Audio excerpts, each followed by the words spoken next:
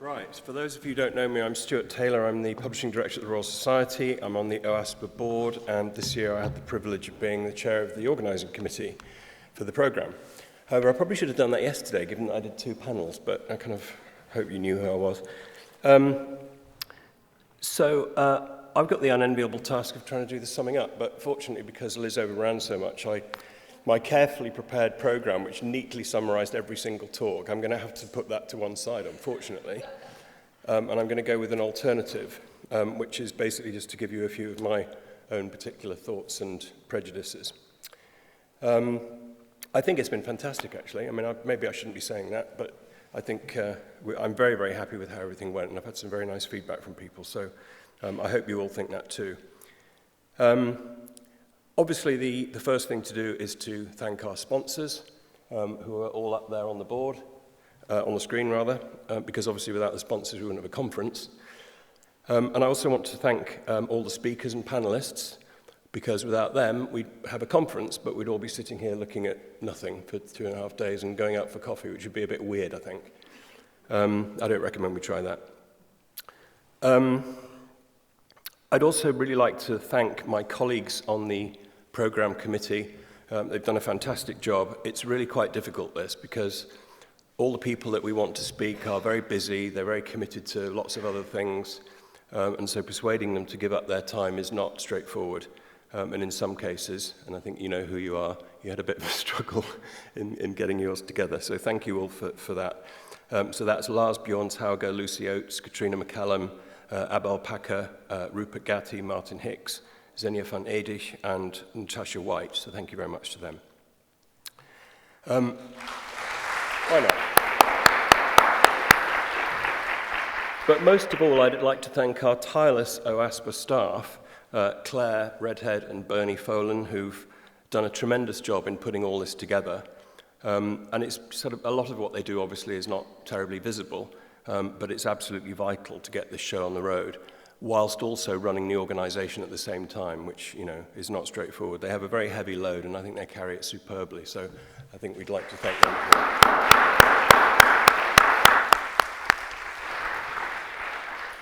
I think one of the things, I think probably my favourite thing about OASPA is just how broad and diverse a group we are.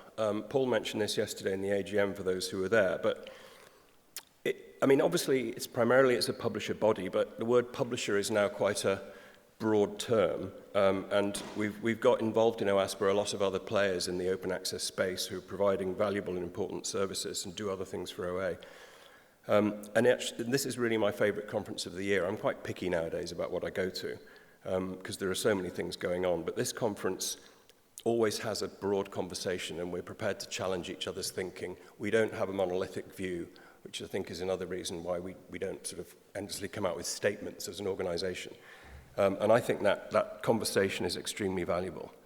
So I'd like to thank all you as well for coming, because this year we've got record numbers, I mean over 240 I think, and your voices in asking questions and interacting with the panellists and at the coffee breaks, absolutely vital. So thank you guys all for coming, and I hope you'll come next year. So in the last 12 months since the last conference, clearly the big thing has been Plan S. It's kind of boring to say that, but at the last conference we had Robert Jan Smits to come and announce Plan S to us, because it was hot off the presses at that point. And obviously this time we've had Johan, who's taken over from him, to talk about how it's going now. There are mixed views on Plan S. Whatever you may think of it, I'm not a big fan personally, I'll just put that out there. But you have to agree that it's made a huge difference. It's really galvanized conversations, it's got people thinking in new ways, it's got initiatives off the ground that maybe were, rumbling on but not really making much progress.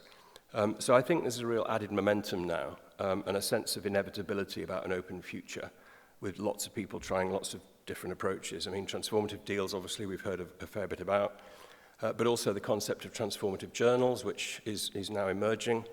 Obviously, the OA switchboard, I think, is also a very interesting and valuable development. But also Subscribe to Open, which actually is one of my pet sort of favourite projects. I think that's a really exciting idea, and I would be quite keen on trying it. I'm not committing to any timelines, by the way, I'm just thinking out loud. In my own sector, which is the learned society sector, there's also been a great deal of activity. We formed about 12 months ago the Society Publishers Coalition, which you heard mentioned a few times. We've now got 45 member societies from around the world, including our first US society last week.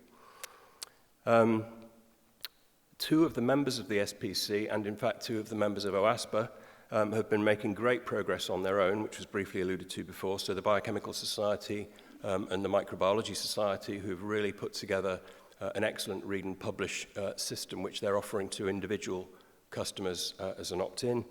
And I think it's fantastic for societies to be really getting on with this. And I'm grateful to them for doing the heavy lifting, so I can blatantly just copy it later on. Depending on which speaker you prefer, we've either made no progress towards OA, or we've made loads of progress towards OA. I'm actually optimistic about the future. I think we've made good progress. I mean, just at our place, at the Royal Society, last year we were almost 50% open access in terms of our article output, and that's been rising very steeply. Now, of course, it's possible that's the easy 50%. The harder 50% might be the rest of it, because obviously the people we're getting to pay for OA at the moment are the people under mandates or with funding and whatever. So the rest of it is certainly a challenge.